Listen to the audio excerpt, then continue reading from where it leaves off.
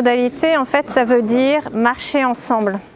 Donc on marche ensemble, et se marcher ensemble, ça veut dire aussi s'écouter, se parler, dialoguer ensemble pour réfléchir comment on peut avancer ensemble. Donc il s'agit d'aller vers l'avenir, voilà, construire ensemble un chemin de sainteté avec nos variétés de vocations, de réalités dans lesquelles on vit. Et du coup, là, ce que nous demande le pape François, c'est d'y réfléchir ensemble, tous ensemble au niveau de l'Église universelle, mais en même temps en contact avec ce qu'on vit concrètement. Du coup, on est appelé à réfléchir ensemble en diocèse, en écho avec ce qu'on vit, nos réalités concrètes, nos paroisses, nos mouvements, nos communautés.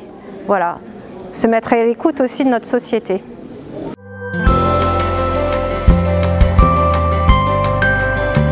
Peut-être qu'aujourd'hui, on a davantage besoin de réfléchir à ça. François nous dit aujourd'hui, on a davantage besoin d'une culture de la rencontre. Puis je dirais aussi réfléchir en Église, on prend davantage conscience de ce besoin de se parler, de construire ensemble, de réfléchir ensemble comment on est co-responsable dans la mission, c'est-à-dire comment on travaille ensemble à la mission. Réfléchir davantage à comment on crée du lien ensemble pour être ouvert aux autres et pour être accueillant et pour annoncer davantage l'Évangile.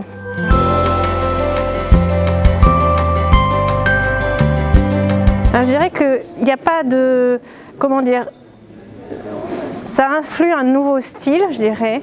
On est plus à l'ouverture, à l'accueil, et voilà, mais ça a aussi un impact, je dirais, sur nos manières de fonctionner.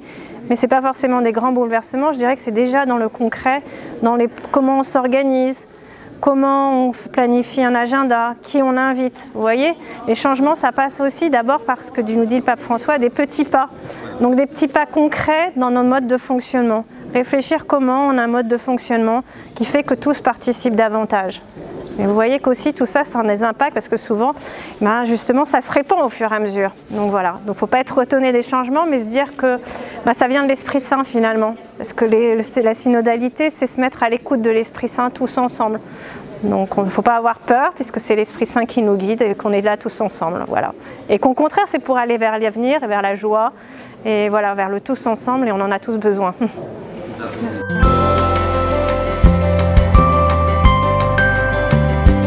Cette démarche synodale est un cadeau pour tout le corps du Christ que nous formons, pour découvrir à nouveau frais le lien indispensable à vivre entre les fidèles laïcs et puis les prêtres, bien sûr l'évêque, faire corps du Christ, avoir cette délicatesse de respect des uns avec les autres, le travail ensemble, la co-responsabilité d'être les uns et les autres pour le bien de tous. Le plus grand là, et jusqu'aux ceux qui sont au plus loin. C'est cette dimension vraiment de faire confiance les uns avec les autres et de croire aux compétences des uns et des autres et les talents des uns et des autres et tout mettre ça en commun. C'est un chemin, c'est un pas à pas à faire tous ensemble, tant prêtres que fidèles laïcs. Un chemin de conversion pour les prêtres, je crois profondément, encore plus, parce qu'on peut être habitué à tenir des choses, il faut accepter de travailler, de marcher ensemble, comme dirait si bien le synode. Ce que j'attends du synode,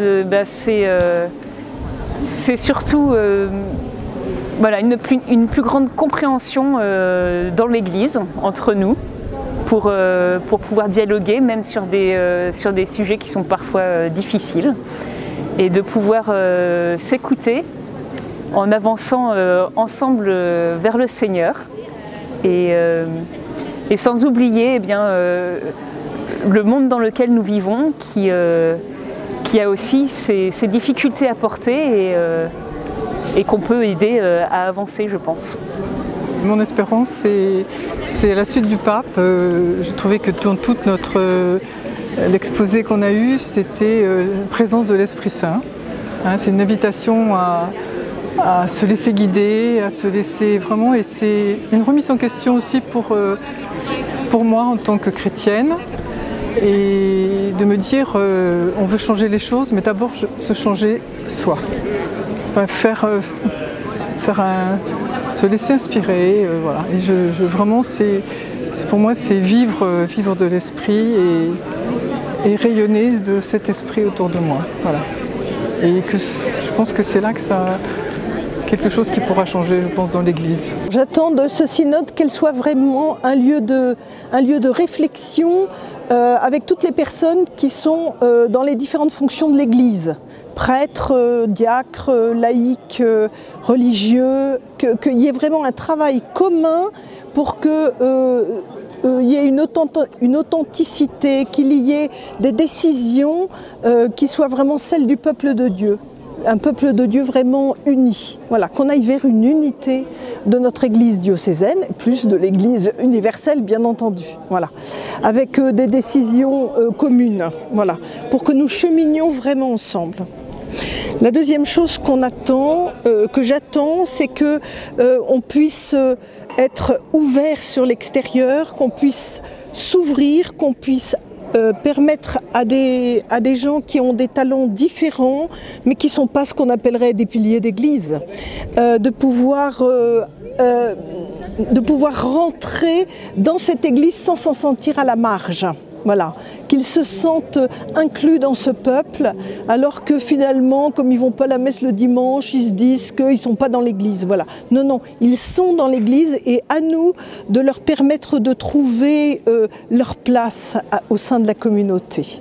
En ce 9 octobre, nous avons vécu une assemblée diocésaine. C'est vraiment une rentrée aussi pastorale de tout le diocèse, mais aussi ce que nous n'avons pas pu vivre depuis quelques années du fait de la situation sanitaire, mais en lien avec le conseil pastoral, de pouvoir se rassembler, prêtres, diacres, laïcs engagés dans les services, les mouvements, la paroisse et en particulier les EAP, de vivre ensemble un temps synodal animé par Agnès de Mazières, qui est venue nous donner cette impulsion que vit aujourd'hui toute l'Église universelle de rentrer en synode pour écouter l'Esprit Saint et pour faire en sorte que nous soyons davantage encore fidèles au Seigneur. Donc un temps particulièrement béni, je crois, à l'issue de cette journée, très ensoleillée, mais pas simplement extérieurement, je crois aussi intérieurement, parce que nous avons eu tout un temps de formation, nous nous sommes mis à l'écoute les uns des autres. On a voté aussi un certain nombre de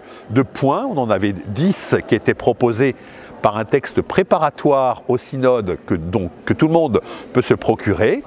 Et sur ces 10, eh bien, 3 thèmes sont sortis, à la fois le thème de l'écoute, s'écouter. Ça ne va pas de soi de s'écouter, donc on va approfondir le thème. Également d'être co-responsable, c'est-à-dire responsable ensemble dans la mission. Et puis également être à l'écoute dans le monde et la société, d'être vraiment fermant.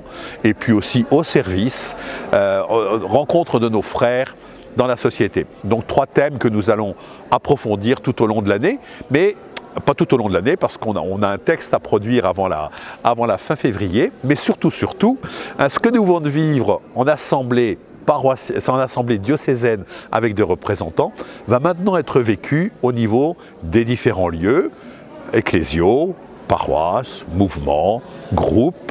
À partir du texte préparatoire, nous avons choisi donc les 3 thèmes prioritaires, mais là je crois qu'il y a véritablement, à l'impulsion de notre pape, un dynamisme qui est en train de se créer et qui me réjouit profondément. Donc voilà, donc on a vécu une très très belle journée, j'en rends grâce au Seigneur et j'invite tous les diocésains à s'approprier cette belle démarche que nous allons vivre ensemble.